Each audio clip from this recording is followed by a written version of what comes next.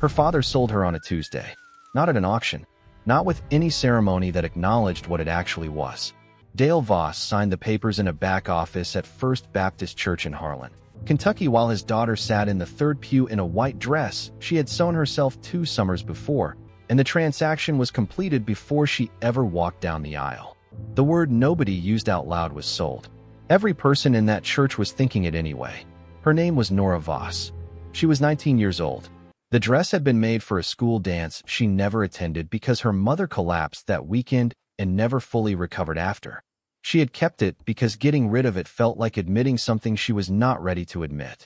Now she wore it down the aisle alone. No flowers, no father beside her, because Dale was sitting in that third pew staring at the floor with the expression of a man who had made a calculation and was waiting to see if it balanced. The man at the altar was named Caleb Rowe, 42 years old.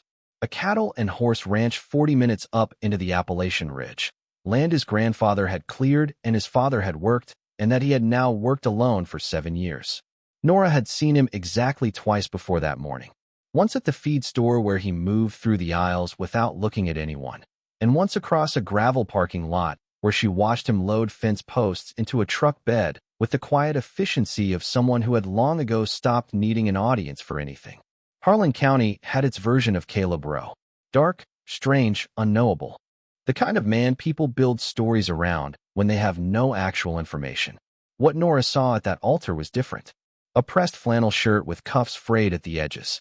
Hands that looked like 20 years of work had happened to them. Eyes fixed somewhere past the pastor, past the altar, past the whole building. Like he was already back on the mountain, and this ceremony was simply something that had to be gotten through first. Pastor Dennis moved through the ceremony with the energy of a man completing an obligation he had theological reservations about. When he asked if Nora took this man, her throat closed. The silence stretched long enough that someone shifted in a pew behind her. Her hands were shaking, and she pressed them flat against the dress so nobody could see. She said yes. It came out smaller than she intended. Caleb said his yes without hesitation, without warmth, without anything readable, which was in its own way more frightening than anger would have been. He did not kiss her at the altar. He leaned forward and pressed his lips to her forehead, brief and careful, the way you touch something you are not sure belongs to you. Then he stepped back and said to the pastor, "It is done," and walked out of the church ahead of her. Outside sat a truck, mud on the wheel wells, a cracked side mirror held with electrical tape. Nora stood on the church steps and felt the full weight of every decision that had led to this moment, none of them hers. The drive took 40 minutes. Caleb said 8 words the entire time. Her phone signal died at the 2nd-mile marker. The trees pressed in close, and the road climbed, and the town fell away, and by the time the ranch appeared through the windshield, she understood something that settled into her bones like cold. There was no plan B. There was no one coming. This was simply where she was now. What she did not know yet was that 3 days before the wedding, Caleb Rowe had driven down to Harlan and paid a visit to a man named Rex Chambers. She would not find out about that visit for months. She would not understand what it meant until she found the letter. But the letter was later. First came the mountain. First came the locked door. First came the slow and necessary work of learning that the man she had every reason to fear was the only reason she was safe at all. The cabin was clean in a way that surprised her. Not comfortable, not warm, just clean. The kind of order that comes from a man who has lived alone long enough that tidiness is the only thing standing between him and a life that has gotten completely away from him. One main room, a kitchen corner, 2 doors off the hallway, and a 3rd door at the far end painted the same color as the wall, as if someone had wanted it to disappear. Nora noticed it the first night and told herself it was a storage closet. She would keep telling herself that for 3 weeks. Caleb set her bag at the foot of the bed without being asked. He told her there was a lock on the door, an inside lock, and that she could bolt it every night if she wanted to. She stared at him. He looked back without flinching. "You should have a choice," he said. Then he walked away to start dinner and left her standing in a strange room with a lock she had not expected and a man she could not read. She bolted that door every night for 3 weeks. She lay in the dark and listened for footsteps in the hallway. A door handle turning. Something that would confirm what every instinct told her to expect. Nothing came. The hallway stayed quiet. The house held still. Outside, the mountain made its sounds, and none of them were threatening. which was somehow the most disorienting thing of all. On the fourth morning, she came downstairs to find coffee already made and a pair of work gloves on the table beside her cup. No note. No explanation. They were slightly too large. She put them on anyway and went outside. She told him she wanted to work. He looked at her with the expression of a man recalculating something, then said, "Finish eating and I will show you around." He taught her the way a capable person teaches when they have no interest in impressing anyone. When she got something wrong, he showed her again without comment. When she got something right, he gave a single nod that carried more weight than she could explain. Then Will Parsons came up the mountain with supplies, and the first twist arrived. Nora caught him alone by the barn and asked him the real number on her father's debt. Will looked at the ground for a long moment. The bank had it logged at $28,000, he said, not the $31,000 her father had told her. Caleb had paid the full amount, plus an extra $3,000 in cash, given directly to Dale Voss, with specific instructions. That money was for Nora, for clothes and supplies, and whatever she needed to start over. She went inside and sat at the kitchen table and pressed her palms flat against the wood. Her father had stood in that church with $3,000 in his pocket that belonged to her.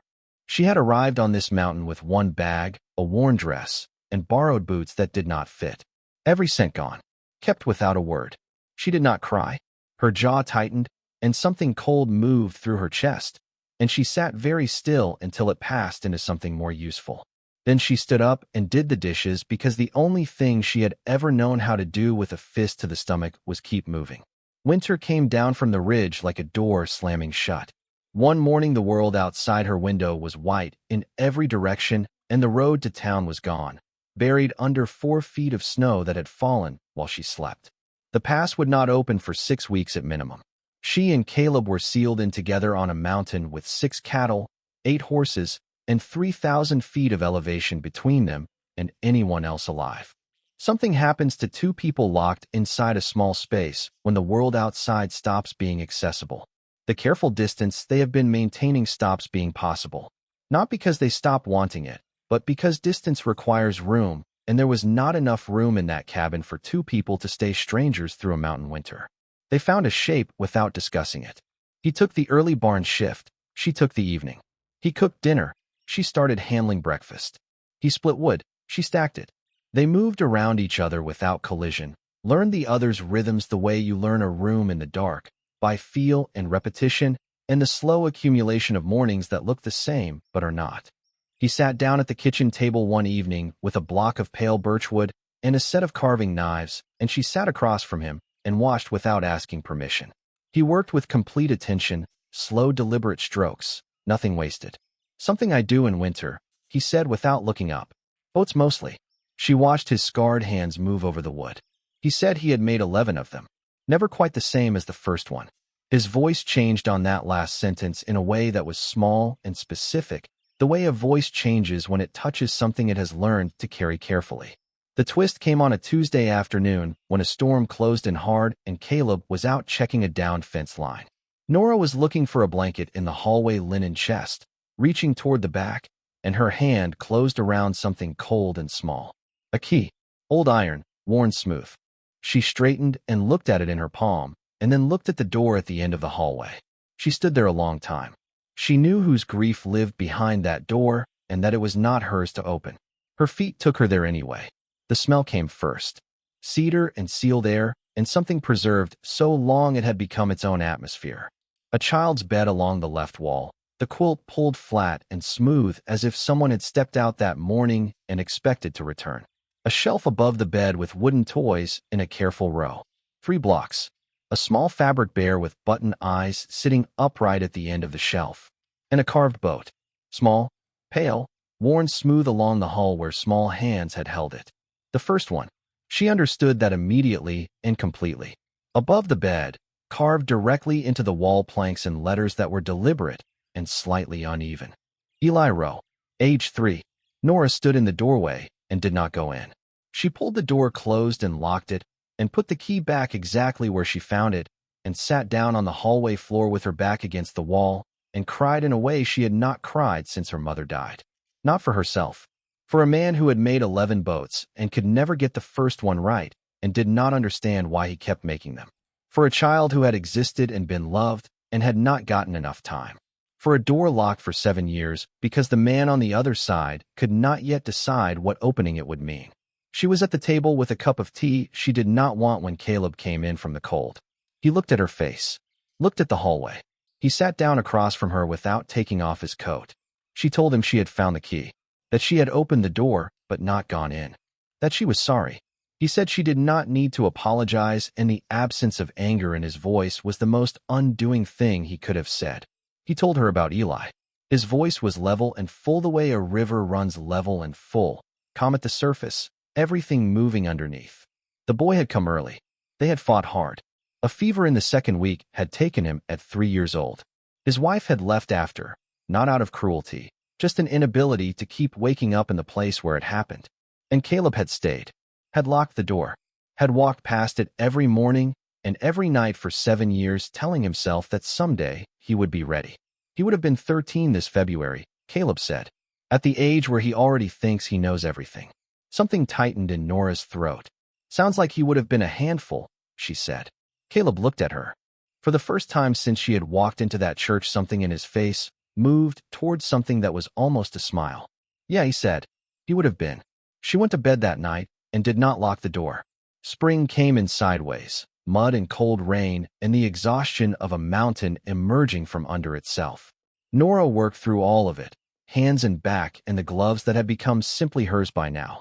She could read the weather by then. The angle of cloud over the eastern ridge. The pressure shift in her ears before a storm. One morning, she told Caleb a bad one was coming before he had looked up from his coffee. He glanced at the sky, looked back at her, nodded once. That nod went somewhere it had not been before. She found the missing mare herself on a Tuesday in late March after a section of north fence came down overnight. They spent the whole day in the timber working opposite flanks, moving the way people move when they have spent months learning each other without meaning to.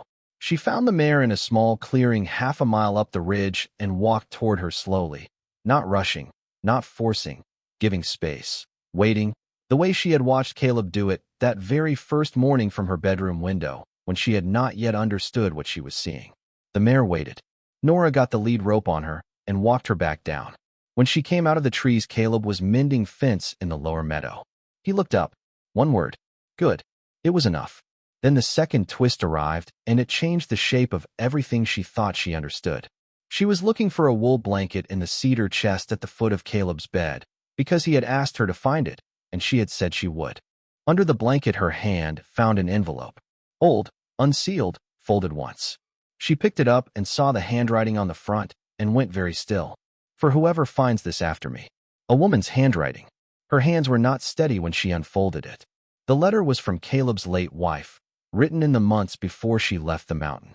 She wrote about Eli, about the grief that had no bottom, about leaving a man she still loved because staying was destroying what was left of both of them.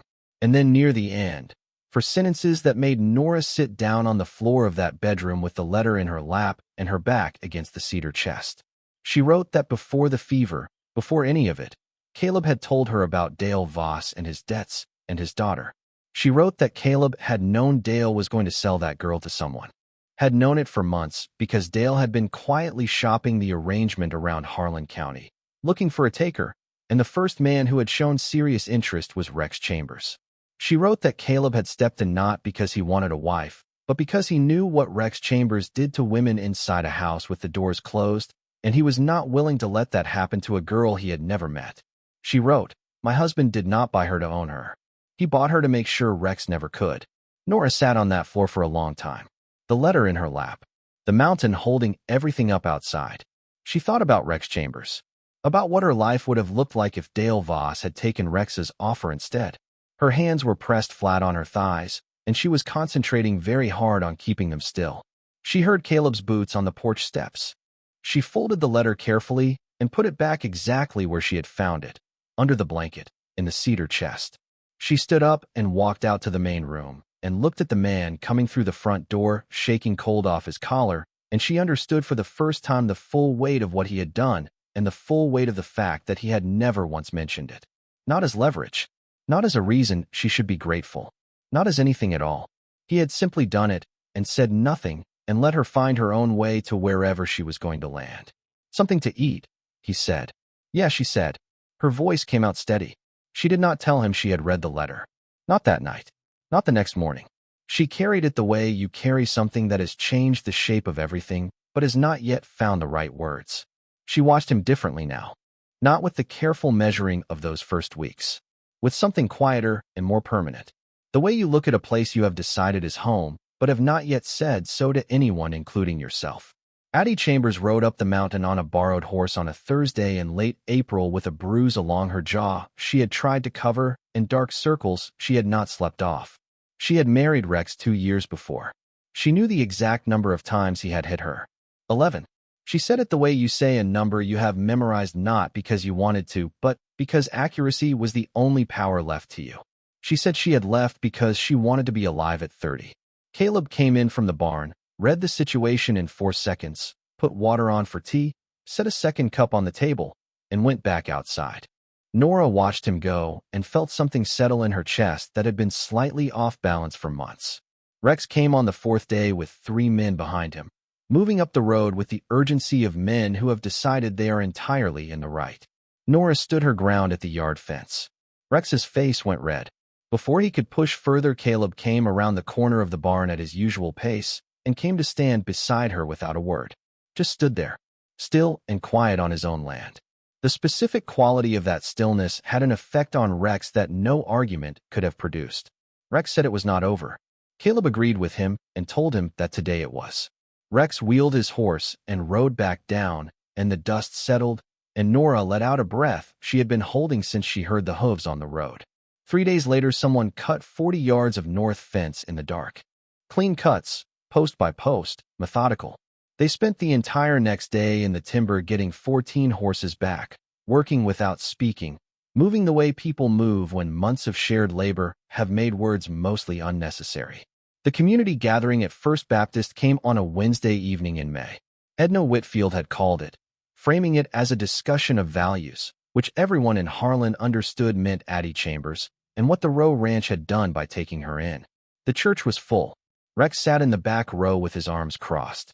Edna spoke first, precise and formidable, about the sanctity of marriage and the dangers of outside interference. She did not use names. She did not need to. Then Addie stood up, and the room went quiet in the way of people who were not expecting that. She was 23 years old, and her hands were shaking, and she spoke anyway. 11 times, she said. She knew the exact number. She said it plainly, no performance around it, just the flat weight of something she had accepted as fact. She said she had left because she wanted to be alive at 30. Then she sat down, and the silence that followed pressed against the walls. Edna made her mistake in that silence. She said that difficulties within a marriage were a private matter and that what happened inside a home belonged there. Nora was on her feet before she decided to stand. Her voice came out level, and it carried. She told that room that she had walked down this church's aisle at 19 years old because her father had signed papers in a back office, and every single person present had known exactly what it was. So they could stop pretending this community kept private matters private. It kept them private when the truth was inconvenient and made them public when they were entertaining. Addie Chambers had stood up and given them the number, and the only question worth answering in that room was what they were going to do with it. Then Caleb stood up. The room recalibrated visibly. Caleb Rowe had never addressed a public gathering in his life. People who had known him for 20 years had not heard him speak in a room like this. He waited until the silence was complete. His voice was low, but the room was quiet enough that low was sufficient. He said the measure his family had always used for a man had nothing to do with his acreage or his credit at the bank or how many people nodded to him on Main Street. It was how he treated the people who could not do anything about how he treated them. He said Addie Chambers had given them the number, and it was 11, and the only question being discussed should be what came next for her. Then he sat down, and the room sat with it. Mrs. Patterson from the general store stood up in the 5th row after a long silence, and said she thought they were done here, and sat back down. That was what broke it. People gathered their things. Rex left first without looking at anyone. What happened to Rex Chambers did not happen in a courtroom. It happened the way things happen in small mountain counties when a man has made enough enemies and run out of friends willing to cover for him. The sheriff received 3 formal statements in the same week. A fine was levied. A record was made. Rex sold his property that winter at a loss and left Harlan County and nobody went looking for him.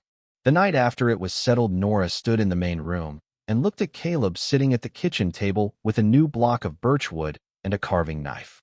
She sat down across from him. She told him she had found the letter. She watched his hands go still on the wood. She told him she knew what he had done, why he had really come forward, what he had known about Rex, and what he had prevented from happening. The fire spoke. The creek ran outside. The mountain held everything up in the dark. His jaw was set. He looked at the table. "I did not want it to be something you felt you owed me," he said. She looked at him steadily. "That is not what I feel," she said. Something moved across his face. She reached across the table and put her hand over his. He looked at it. Then he turned his hand over and held it. The next morning, she went to Eli's room alone. She had not been back since the day she found the key. The door was unlocked. She pushed it open slowly. The room was the same. The flat quilt, the shelf of toys, the fabric bare, the carved name above the bed. But something was different. She saw it immediately. On the shelf beside the 11 boats, there was a 12th. She stepped closer. It was different from the others. Smaller, more delicate, shaped differently, the hull curved in a way none of the others were. And carved into the bottom of it in letters small enough that you had to lean close to read them, her name. Nora. She stood in that small room with the morning light coming through the window and understood what it meant without needing it explained. He had not replaced what was there. He had added to it. He had made room. Not by clearing anything away, not by closing the grief or pretending it had an end, but by placing something new beside it. By saying with a carved piece of birchwood what he could not yet say out loud. That he had stopped living only in what was lost. That there was something here now worth making things for. Her throat closed. She set the boat back carefully in its place, exactly where he had left it. She pulled the door almost closed and walked down the hallway and out the front door to where Caleb was in the corral working with a young horse, patient and unhurried, giving it space, waiting, letting it decide. He looked up when she came out. She looked back at him across the yard. Neither of them said anything. The mountain held them both the way it always had, patient, permanent, entirely indifferent to anything that was not true. And everything between them was exactly that. True. All of it true. 2 months later, he took her up the mountain at dawn, past the ridge, through old-growth timber where the morning light fell in columns, and out into a flat clearing at the top that looked down over the whole valley. 3 flat stones at the edge of the clearing, weathered and deliberate. His grandfather, his father, his son. Caleb crouched and picked up 2 smaller stones from the grass and carved into each one with his knife. He set hers down first, her name in granite, Nora Rowe, then his beside it. He told her what it meant in his family. When you set the stone, the land knows you. You belong to the place, and the place belongs to you. The deed at the county courthouse was what the law had. This was what the mountain had. She looked at her name in the stone and at the valley below where their horses moved in the early light, and at the 3 older stones beside theirs, and she thought about a girl who had stood in a church at 19 with shaking hands and a dress sewn for a dance she never attended and no idea what was waiting for her on the other side of this mountain. She thought about a letter folded under a blanket in a cedar chest. She thought about 11 boats that were never quite right enough and a 12th one with her name on the bottom, placed on a shelf in a room that had been locked for 7 years, in the space beside everything that had come before her. She looked at Caleb. He looked back. The mountain held everything up around them, patient and permanent and entirely indifferent to anything that was not true.